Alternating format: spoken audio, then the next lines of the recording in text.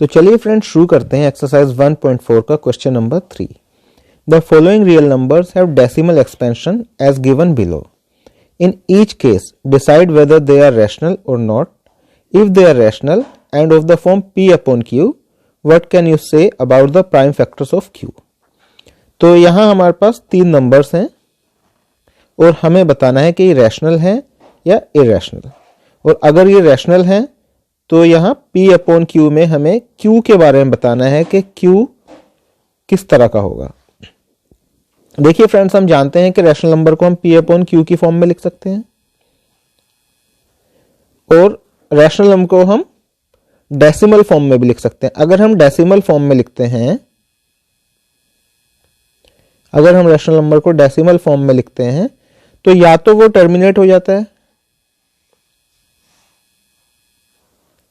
या वो टर्मिनेट नहीं होता, रिपीट होने लगता है। तो उसको बोलते हैं non terminating and repeating, non terminating and repeating.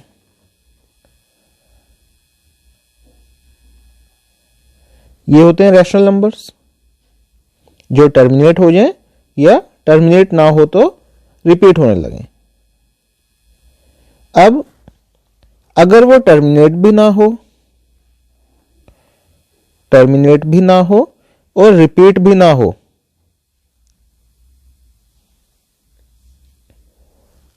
तो क्या हो? टर्मिनेट भी नहीं हो रहा, रिपीट भी नहीं हो रहा, कुछ नए नए पैटर्न आए जा रहे हैं, जैसे कि 2.30300300 3000 तो देखिए ये 2 के बाद खत्म नहीं हुआ, पहले आया 30, फिर आया 300, फिर 000, 40। तो ये रिपीट भी नहीं हो रहा, खत्म भी नहीं हो रहा, तो ये होगा इरैशनल नंबर। तो यहां हम समझ चुके हैं कि रैशनल किस केस में होगा। रैशनल होगा या तो वो टर्मिनेट हो जाए या टर्मिनेट अगर नहीं हुआ तो रिपीट होने लगे। अगर वो टर्मिनेट भी नहीं हो रहा और रिपीट भी नहीं हो रहा तो वो होगा इरैशनल नंबर। तो चलिए अब देखते हैं हम इन 3 नंबर्स को। अब हमारे पास पहला नंबर है 43.123456789 और हम देख रहे हैं कि 9 पे जाके ये खत्म हो रहा है, टर्मिनेट हो रहा है। तो ये किस तरह के नंबर है फ्रेंड्स? ये टर्मिनेटिंग डेसिमल एक्सपेंशन है, terminating decimal expansion.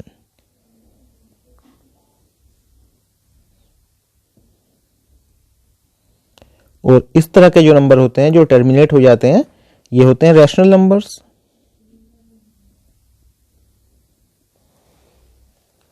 Second number में 0.120 1200 12000 124 टाइम्स 0 और फिर ये आगे डॉट डॉट का मतलब है कि आगे भी जा रहा है। तो हम देख पा रहे हैं कि ये खत्म नहीं हो रहा है और ये रिपीट भी नहीं हो रहा है। ये 1200 में पहले 1 0 थी, फिर 2 0 हो गए, 000 40। तो ये पैटर्न भी चेंज हो रहा है और खत्म भी नहीं हो रहा। तो इस तरह के नंबर्स होते हैं non terminating non repeating, non terminating non repeating. तो इस तरह के जो नंबर्स होते हैं उन्हें हम बोलते हैं नॉन रैशनल या इरैशनल।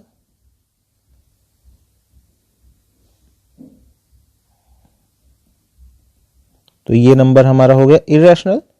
अब थर्ड नंबर में हम देखें तो 43.123456789 और यहां इसके ऊपर एक बार लगा हुआ है।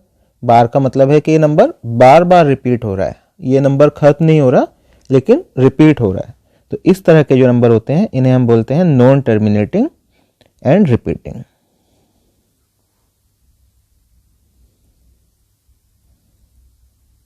Non terminating and repeating.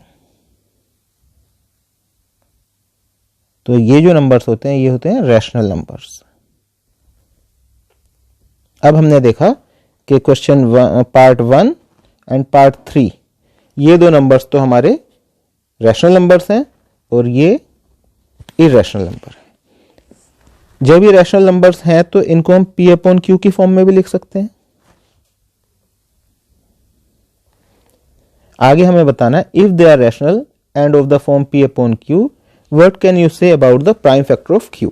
तो अब हम यहाँ इस q के बारे में क्या कह सकते हैं कि इसके प्राइम फैक्टर्स किस तरह के होंगे। हमने क्वेश्चन 1 एंड 2 में देखा था कि अगर rational number terminating decimal expansion वाला होता है तो उसके q में उसके डेनोमिनेटर के जो फैक्टर्स होते हैं वे 2 raise to power n and 5 raise to power m की फॉर्म में होते हैं, जहां n और m होल नंबर्स हैं। तो हम कह सकते हैं कि इसका q, क्योंकि ये टर्मिनेटिंग डेसिमल एक्सपेंशन है, इस फॉर्म में होगा where n and m are whole numbers.